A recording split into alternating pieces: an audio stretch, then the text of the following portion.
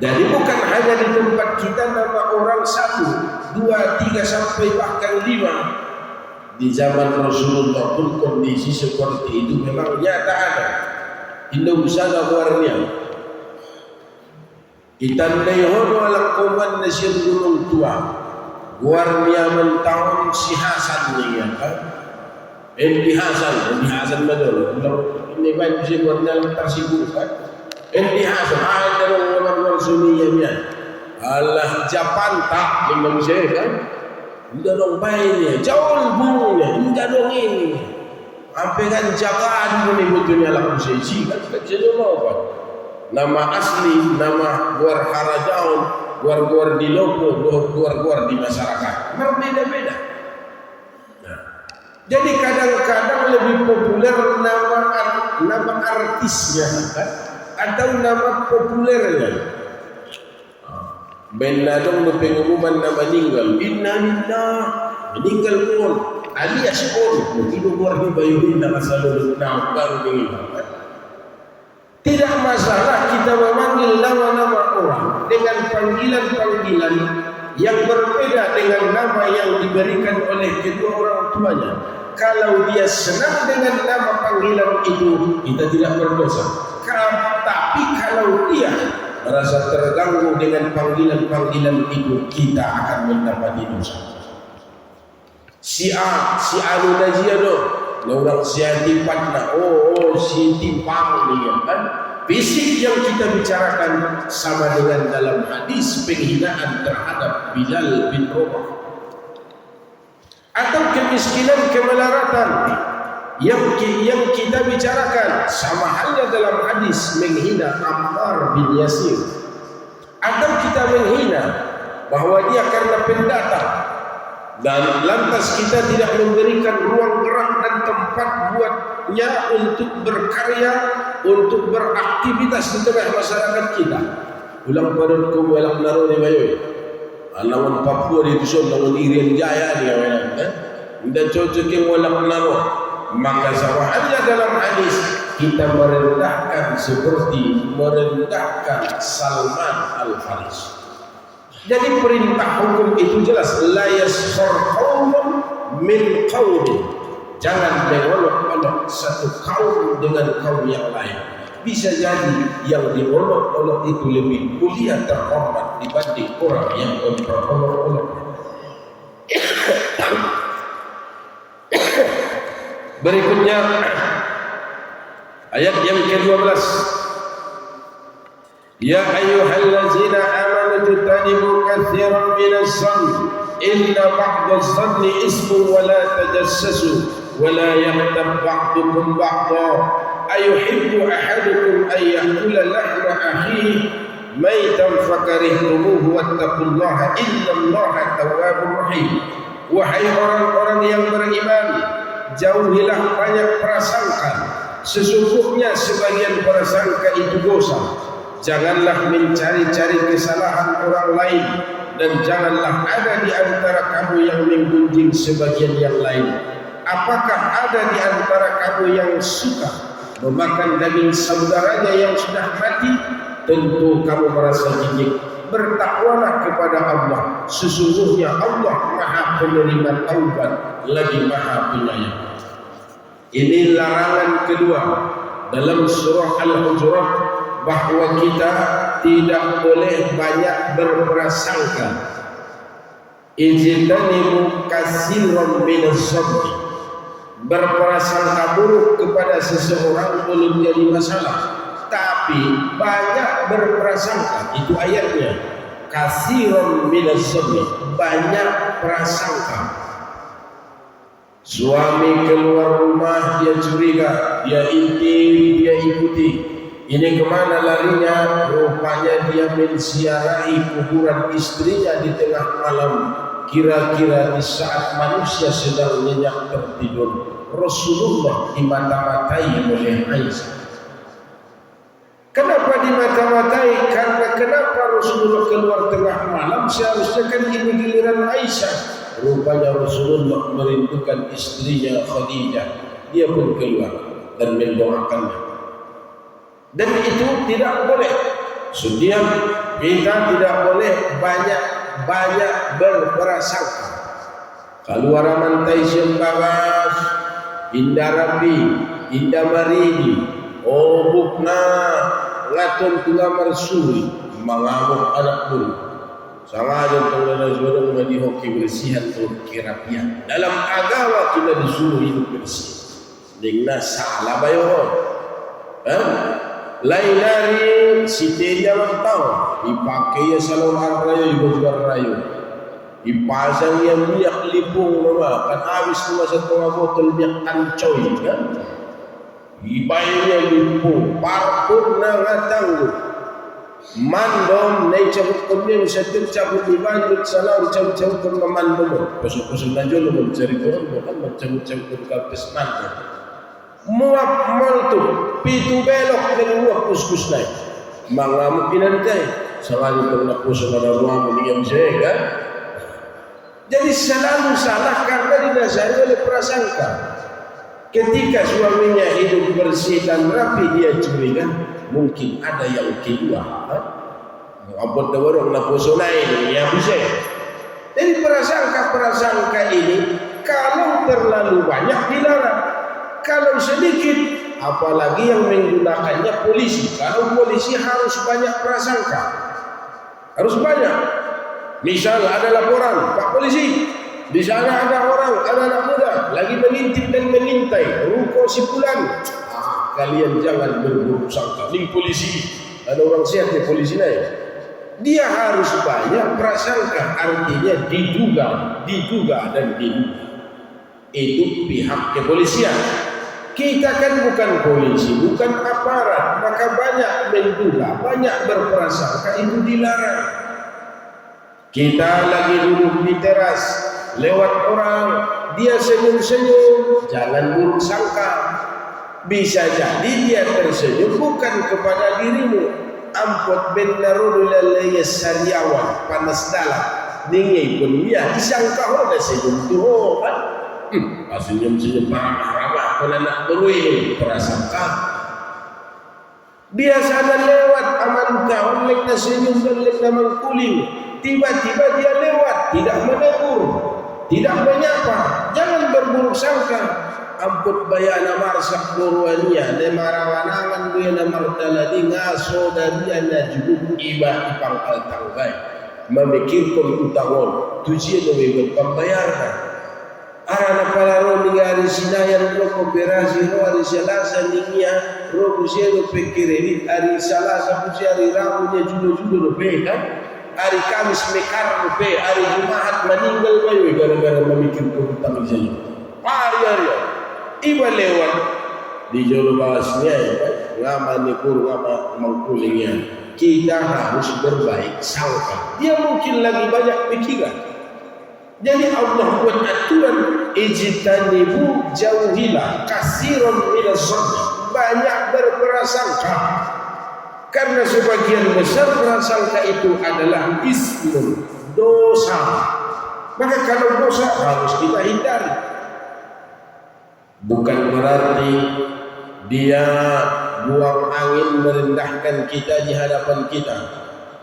Malu kita nomor caritoon 10 anak, nomor caritoon anak borui, buang angin dulu kita. Ulang keburuk sangka.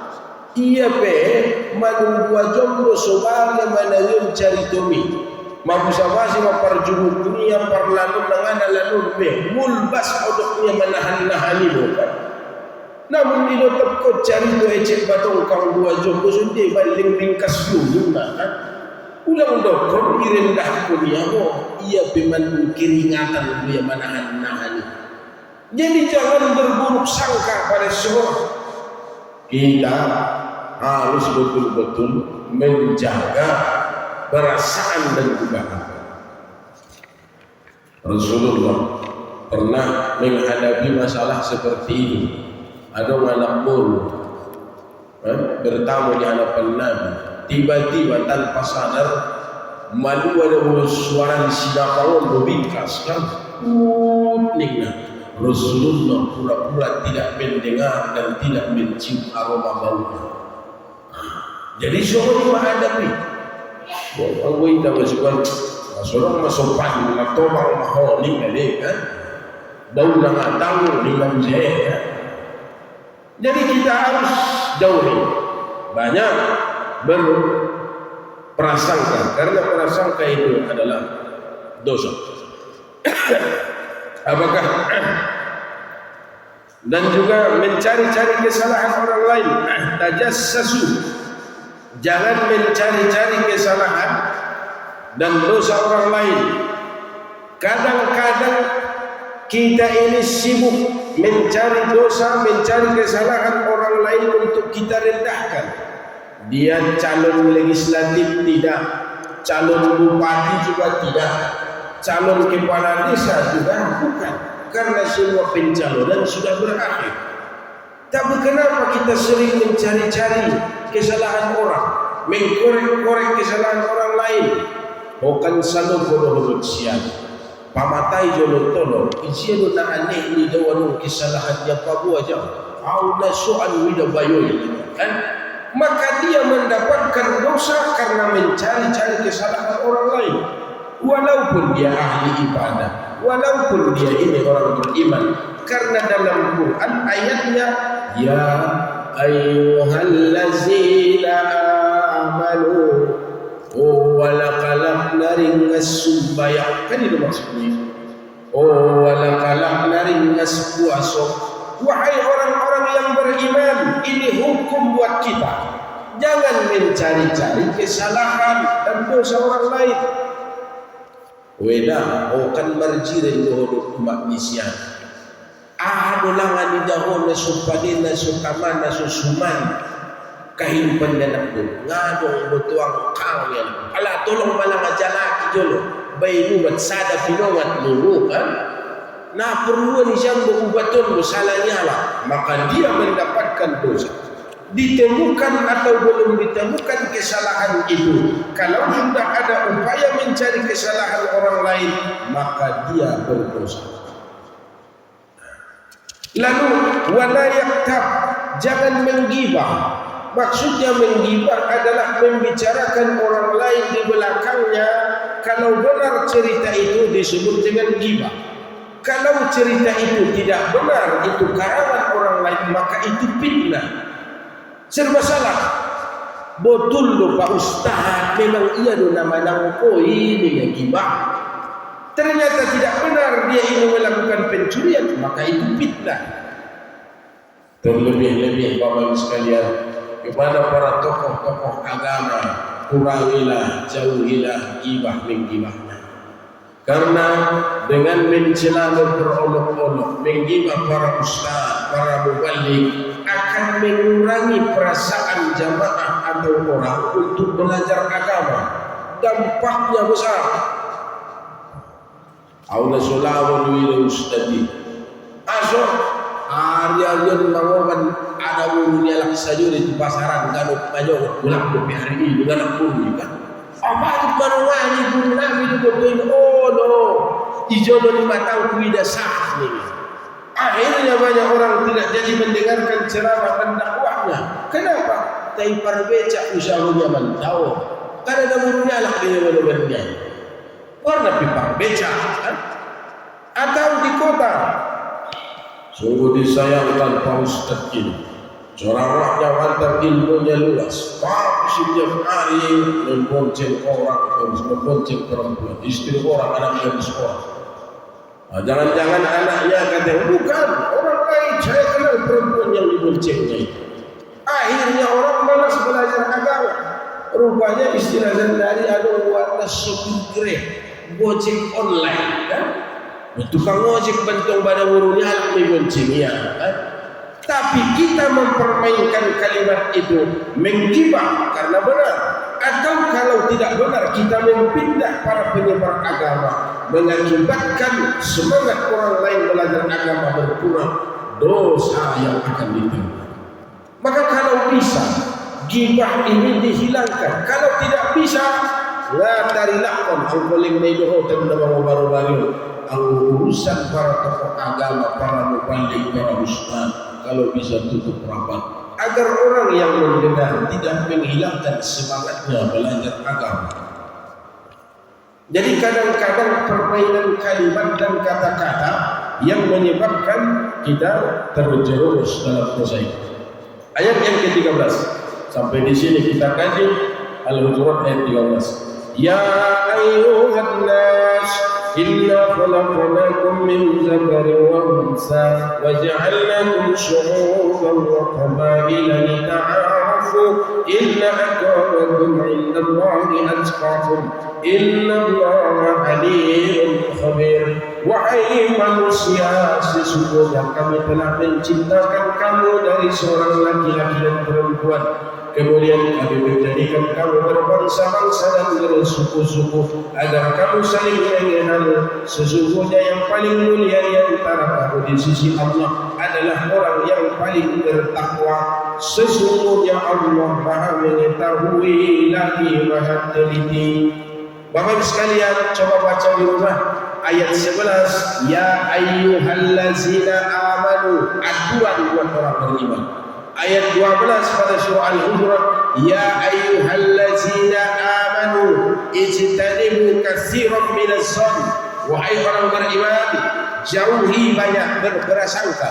Tapi di ayat 13, ya ayyuhan nas, wahai manusia. Kan hal yang berbeda.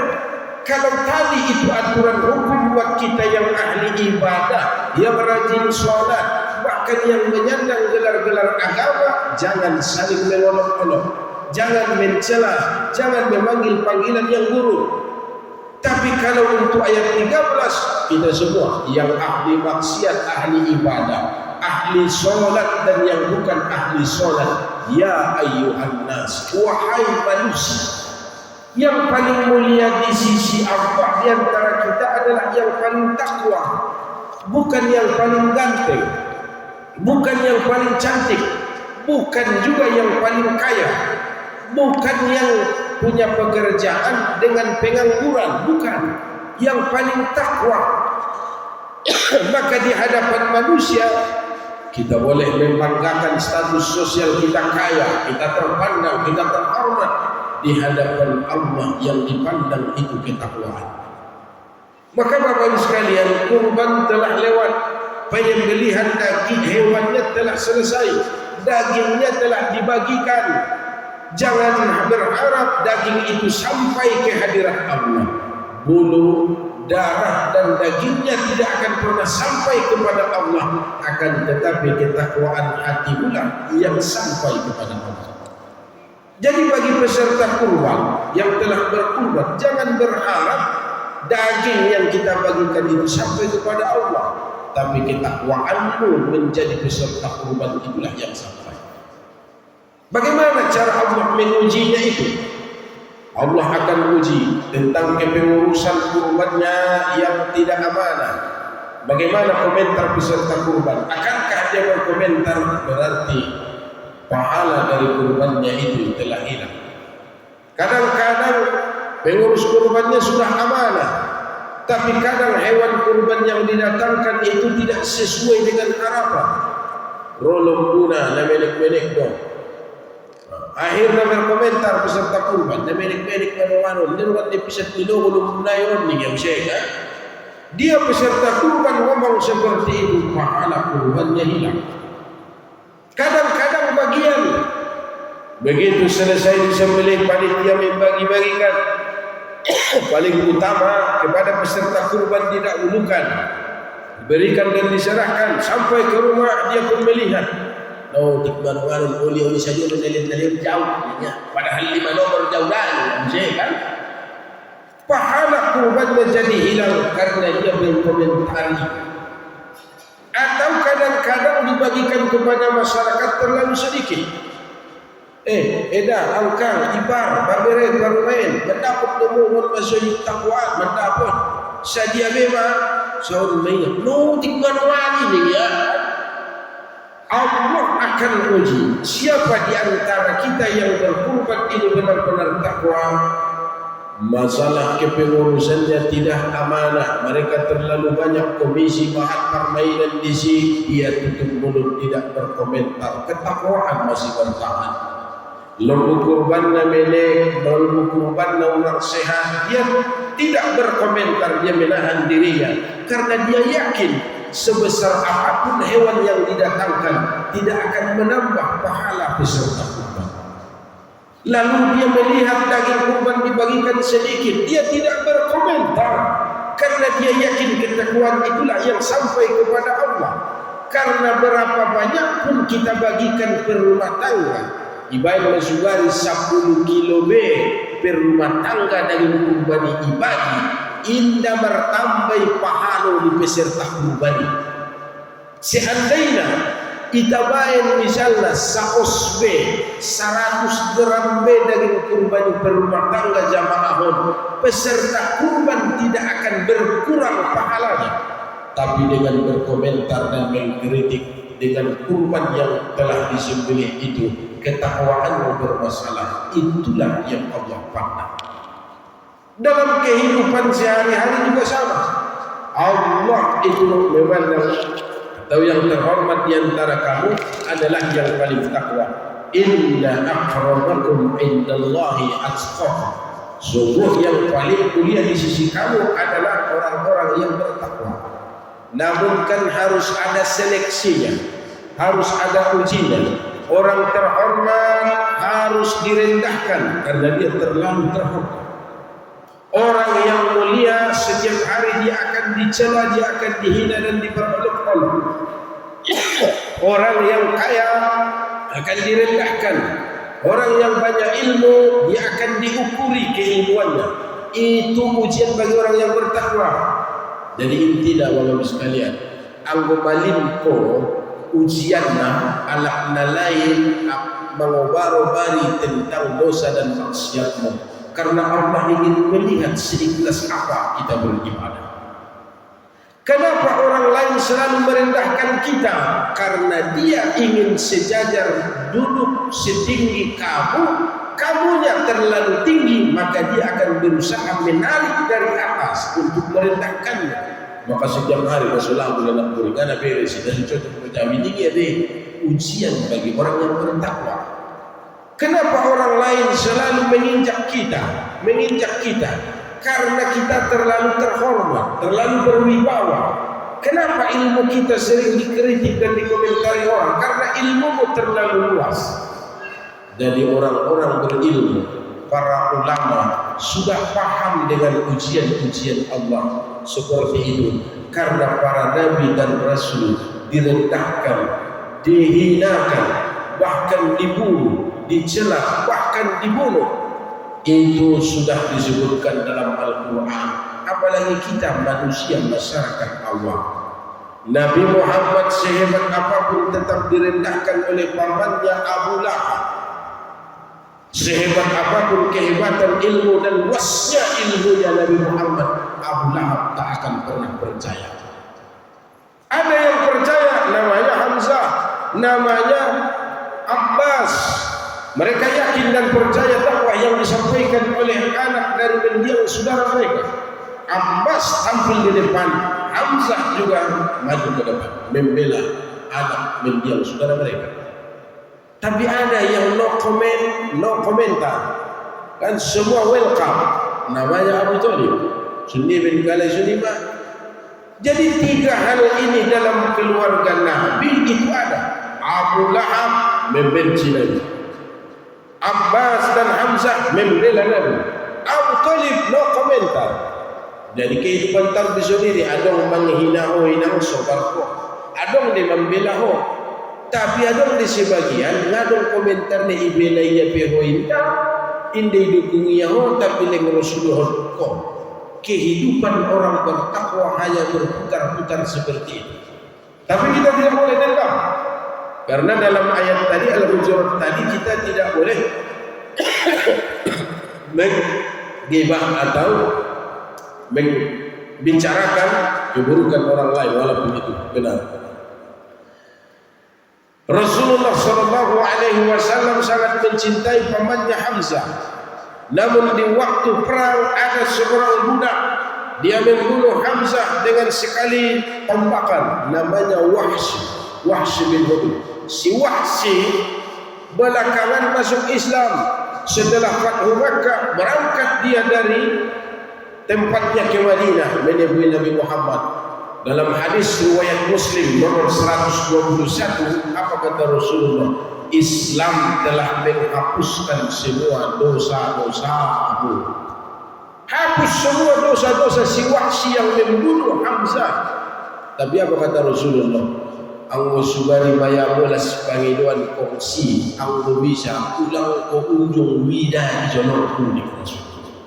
Kalau boleh saya bermohon kepadamu, jangan pernah menampakkan wajahmu di hadapanku. Apakah Nabi tidak memaafkan? Maaf, tapi Rasulullah masih terbayang wajah pamannya yang dibelah dadanya, yang dimutilasi oleh pembunuhnya. Rasulullah akan teringat itu ketika melihat wajah pembunuhnya. Jadi beda dengan tidak memaafkan dengan berusaha untuk tidak mengingat. Dua hal yang berbeda.